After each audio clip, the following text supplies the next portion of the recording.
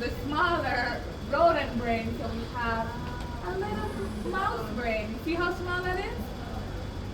And then this is my favorite brain because I work with rats. So I do drug addiction in rats. So I see a lot, I go through a lot of these brains.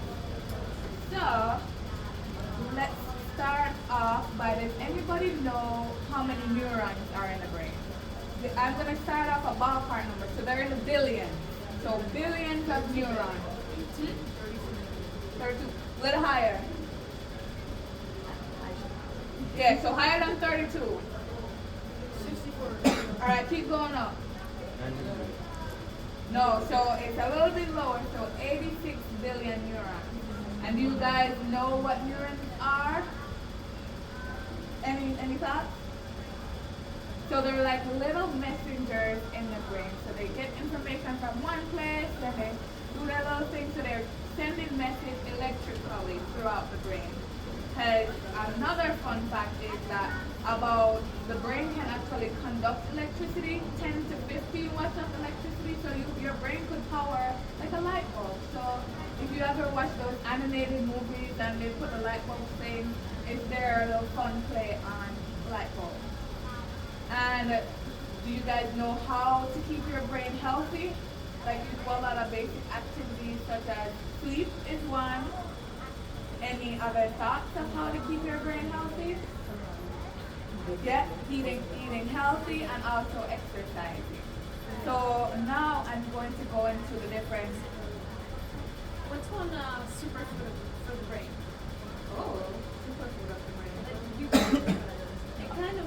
Oh yeah, it kind of looks like the brain. A superfood that looks like the brain. It's a legume. What is that? You said cauliflower. No. Well, that's a good guess though. Potato? It's a nut. So think nuts, legumes. If you see how it's shaped. Like this. Yes, perfect. Alright, so now, I guess I should have introduced myself. So I'm Chantal and this is Canarea. And now we'll go through the different lobes of the brain. So, does anyone know which side is the front or the back of the brain? So you think this is the front? That's your final answer. Front? Yes, you are correct. So this is the front of the brain, and how you can even know these are the muscles to the eye socket. See how thick this is? And then what is actually covering the brain is this protective layer. It actually is called the dura mater. So this little tough fiber, it kind of keeps the brain enclosed and prevents it from like jostling in your cranium. So another protective layer. So we start off with the front of the brain and back. So this front lobe, this is called the frontal lobe. So front lobe, frontal. So very easy to remember, right? So does anybody know what the frontal lobe does? You're using it right now to pay attention. And what else? Yeah, so planning, organization, so frontal lobe. And then after the frontal lobe, so this other section, does anybody know? It's like a kind of unique name. It starts with a P. So it's Varietal. beautiful. So do you know what the parietal lobe does? Yeah. I think it's like somatosensory. Yeah. So it's like So where pain, touch, temperature, it's where all of that is processed. Oh, very good. Thank you.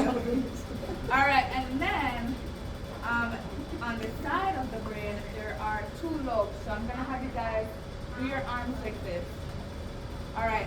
What do you think these side lobes do? What is your hand brushing past? What's on the side of your head? The lobe is right here. No. Right here, right here. The side of your head. Ears, beautiful. So auditory processing. So very good. And then all the way to the back of the brain is what is called the occipital lobe. So the occipital lobe, that lobe, what do you guys think that lobe is for?